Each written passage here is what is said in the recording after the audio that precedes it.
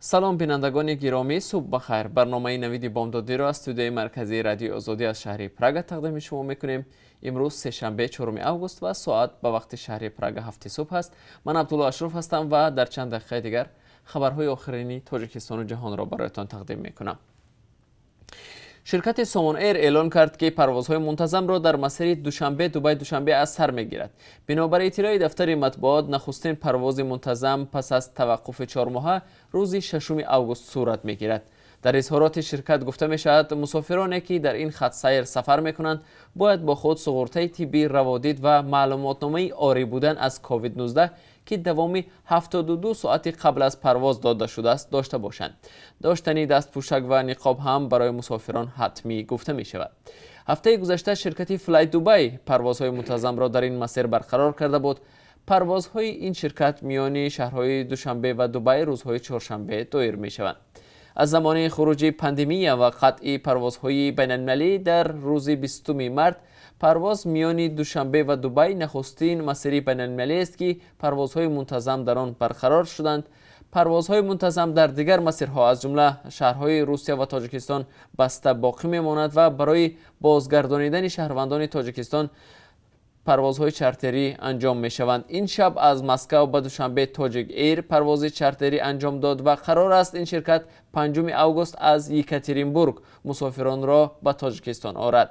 مقامات روسیه امکان آغاز پروازهای معمولی را از 11 آگوست به تمام کشورها از جمله به تاجیکستان بررسی دارند، اما هنوز تصمیم نهایی گرفته نشده است. در این باره خبرگزاری روسی تاس روز 1 آگوست با تکیه به 2 منبعش در حکومت روسیه خبر داده بود.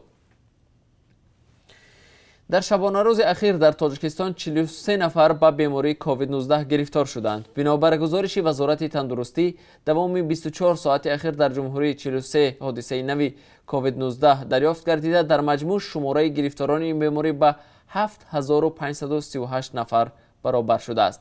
تا سنه 3 آگوست در مملکت 6317 نفر از بیماری کووید 19 شفا یافته، بر اثر آن 61 نفر فوتیدند. متخصصان به درستی این آمار به شبهه می‌نگرند و میگویند ممکن است شماره سرایت یافتگان و مرگ و میر از بیماری کووید 19 از این بیشتر باشد. وزیر تندرستی قرقیزستان اینورا اکماتова روز دوشنبه 3 آگوست گفت که در این جمهوری مردی 101 ساله از بیماری کووید 19 شفا یافته از بیمارستان رها شد. اکماتова افزود در 24 ساعت گذشته 410 حادثه نوی سرایت کووید 19 در این کشور به قید گرفته شده است. شماره عمومی سرایت یافتگان به 37129 نفر رسید. او افزود که بیماری کووید 19 حیات 1420 ساکن قرقیزستان را از بین برد. و خبر دیگر در موضوع کووید 19 این است که سر از آغاز ماه آگوست پلیس مسکو افراد را که در جایهای جمعیتی به ویژه در مترو نقاب نمی‌پوشند بازداشت و جریمه می‌بندد. مسافرانی که در مترو بی نقاب هستند امکان دارد تا 5000 روبل و یا 68 دلار آمریکایی جریمه شوند. بینندگان عزیز، آنهایی که در مسکو کار و زندگی می‌کنید لطفاً هنگام وارد شدن به مترو پوشیدن نقاب را فراموش نکنید. وزیر کارهای داخلی تاجیکستان میگوید بر اساس اطلاعی که دسترس کردند گلمراد حلیموف سردار پیشین آمان در یکی از عملیات‌ها در سوریه کشته شده است. رمضان رحیمزاده وزیر کارهای داخلی تاجیکستان این زمان گفت تا مرده حلیموف را نبینند و شخصیتش تصدیق نشود این خبر را پورا تصدیق کردن نمیتواند.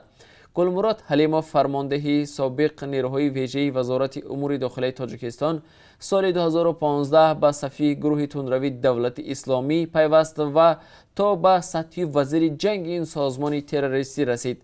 از سال 2017 به این سو درباره زخمی شدن و هلاکت او در عراق و سوریه چند دفعه گزارش‌ها نشر شدند. وزارت دفاع روسیه سال 2017 اعلان کرد که او در یک حمله در منطقه دیر الزور سوریه سخت زخمی شد. نشریه تایمز همان سال درباره هلاکت او در عراق خبر داد، ولی مرگ او را یگان کشور رسما تصدیق نکرده است. گلمراد حلیموف در تاجیکستان به زرخریدی و شرکت در جنگ‌های کشورهای خارجی عیبدار است. او تحت تحریم سازمان ملل متحد قرار دارد و امریکا برای معلومات ارزشمند درباره مکان او 3 میلیون دلار پول وعده کرده بود.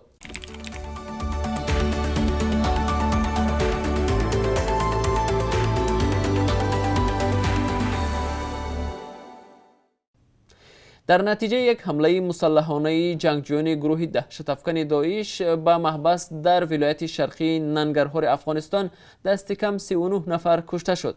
منصبداران افغان روز 3 اوگوست گفتند که کشته شدگان اکثرا افراد ملکی، افسران نیروهای امنیتی، محبوسان و جنگجویان می باشند. در میان کشته شده ها کمش 10 نفر جنگجویان هستند. داعش توسط خبرگزاریش اعماق مسئولیت حمله را بر دوش گرفت. حمله شام 2 اوگوست ساعت 6 بیگاه با ترکش ماشین سرشار از مواد ترکنده در نزد محبس شهر جلال آباد، مرکز مأموری ننگرهار آغاز یافت. بعد از آن شبی دراز تیرپرانی جای داشت. در این محبس نزدیک به 1800 محبوس از جمله طالبان، سلاح به دستان داعش و جنایتکاران معمولی نگاه داشته می شدند. شماری از آنها هنگام برخورد مسلحانه از زندان فرار کردند. برخورد مسلحانه روز دوشنبه 3 اوگوست هم دوام داشت. خبرنگار رادیوی آزادی در جلال آباد میگوید سلاح به دستان در بناهای اطراف محبس کمین گرفته به سوی سربازان آتش میکشادند. بعداً منصبداران افغان گفتند که حمله خنثی شد، ولی شماری زیادی از محبوسان فرار کردند. بنیاد اوراسیایی رشد برای مبارزه با عاقبت‌های بیماری کووید 19 به تاجیکستان 50 میلیون دلار قرض با امتیاز جدا کرد. در اظهارات این سازمان از 3 اوگوست گفته می شود شورای رهبران چنین قرار قبول کرد. گفته می شود این مبلغ برای اجرای برنامه حکومت و بانک ملی تاجیکستان برای مقابله با عاقبت‌های اقتصادی، اجتماعی و مالیوی کووید 19 اختصاص داده شده است. قرض به مهلت 20 سال به تاجیکستان داده می شود و مهلت امتیازناک آن 10 سال می باشد. پس از این مهلت کشور برای بازگردان این قرض شروع می کند. بهره سالانه قرض 1% در سال معین شده است. مقامات در تاجیکستان میگویند تاکنون از سازمان‌های بین‌المللی برای مبارزه با کووید 19 و عاقبت‌های آن 260 میلیون دلار مبلغ جلب کردند. به حساب مقامات تاجیکستان برای رفع تاثیر منفی ناشی از کووید 19 در عموم به 650 میلیون دلار نیاز دارند. در شهر خوجند مرکز ولایت سوخت دستور شده است که عروس و داماد و اشتراکداران دیگر توی پیش از مراسم از تشخیص کرونا ویروس نو گذرند. در این باره دفتر مطبوعات حکومت شهر خوجند روز 3 اوگوست خبر داد. به اطلاع منبع معروف محمدزاده رئیس شهر خوجند در جلسه ستاد مقابله با کووید 19 گفته است این تدبیر برای پیشگیری از پهنشوی بیماری عملی کرده می شود. پیشتر هنگام وارد شدن به تویخانه ها طبی ساکنان را می سنجیدند. همچنین پوشیدن نقاب طبی در چنین معرکه ها حتمی است. این تصمیم در حال گرفته شده است که دفتر مطبوعات حکومت خوجند از قبل معروف حاجی بویف معاون سردار ریاست تندرستی ولایت سوخت نوشت تحلیل 10 روزه اخیر نشان می دهد که تعداد بیماران التهاب شش و کرونا ویروس رو به افزایش نهاده است. متاسفانه این بیماری بدون نشانه ظهور نموده است که تشویش آور می باشد گفته است او. در نشست ستاد مقابله با کووید 19 در مرکز ولایت سوخت از آن ابراز نگرانی شده است که در بعضی از مرکزهای سودا و بازارها و آشخانه‌ها چاره‌های پیشگیری از بیماری همگیر رعایت نمی شود. معروف محمدزاده گفته است در صورت اجرا نگردیدن چاره‌ها فعالیت این مرکزهای سودا به آگاهی قطع کرده می شود، زیرا سلامتی شهروندان و از همه منفعتی آنها بالا می ایستد. از آخر ماه اپریل تا 3 اوگوست در تاجیکستان به اطلاع رسمی بیش از 1700 نفر به کرونا ویروس گرفتار شده، زیاده از 6300 نفر شفا یافتند. 61 نفر هم جان خود را از این بیماری از دست دادند. جوانی که تهدید کرد بخش اونیورسال بانک را در مرکز تجاری لیوناردو شهر کیف پایتخت اوکراین با بمب میترکاند بازداشت شد. معاون وزیر امور داخلی اوکراین آنتور گراشنکو خبر داد که بازداشت شده شهروند 32 ساله ازبکستان سهراب کریموف است. با گفته گراشنکو کریموف را در نتیجه عملیات بومرنگ و گرام دستگیر کردند. گراشنکو در فیسبوک نوشت 3 اوگوست ساعت 12:00 نماینده اونیورسال بانک به پلیس خبر داد که جوان ناشناس به شعبه آنها در آمده تهدید دارد که بینا را با بمب میترکاند. در نتیجه به گفته آنتون گراشنکو و زیر نظارت گرفته شده ستاد مخصوص تشکیل و گفتگو با شهروند ازبکستان آغاز گشت. وی طلب کرد که نمایندگان رسانه‌ها را به نزدش فرستند تا با آنها صحبت کنند. همچنین 40,000 گریوین معادل $1,400 خواست. اطلاع داد معاون وزیر به خبرنگاران. دیرتر پلیس به خبرنگاران تلویزیون‌های نش، زیک و 112 اوکراین اجازه داد که به نزد کریموف وارد شوند. کریموف هنگام صحبت با آنها بازداشت شد.